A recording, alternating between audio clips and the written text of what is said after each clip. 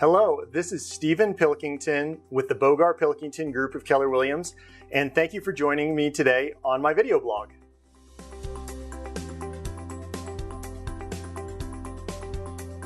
So today we're going to discuss what are 5 reasons that you might want to consider downsizing. You know, the reason number 1 that everybody always goes to and everyone defaults with is retirement. You're looking at retiring. You're making a big change in your lifestyle. The amount of income you have coming in isn't going to be the same. And you may have a lot of money tied up in that property of yours, that house that you've been with for a long time. So it can make a lot of sense to go ahead and cash out on that property and use some of that income that you'll make from selling that property to fund part of your retirement.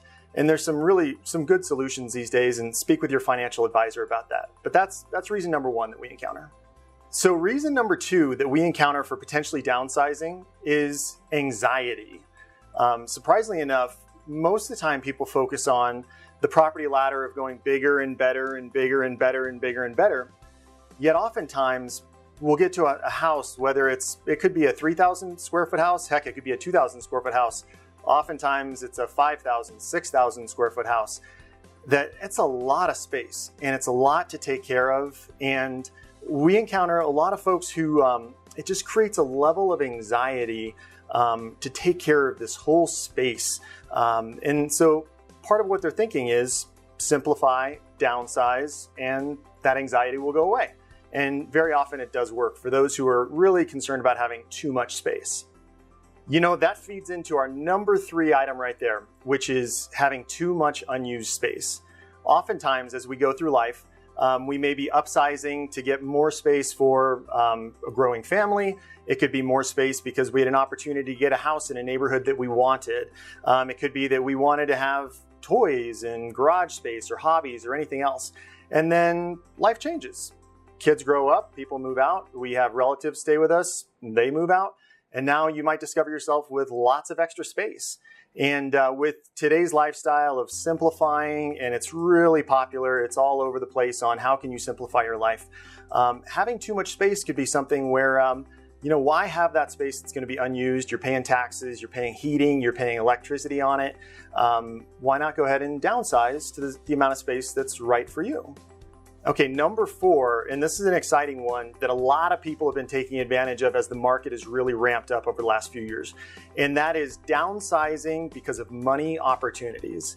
Depending on the neighborhood you're in, you may have the opportunity to go ahead and sell a house that has really seen a lot of appreciation over the last 3, 5, 10 years, and go ahead and downsize into something that could leave you with a good amount of money on the sidelines. We've even encountered individuals who are not even close to retirement age who are just deciding, you know what, they've got a beautiful home, it's served them well for years, and now they're looking to take some chips off the table, just go ahead and downsize to a house that might be a little bit more conservative as we don't know what's going to happen in the market moving forward.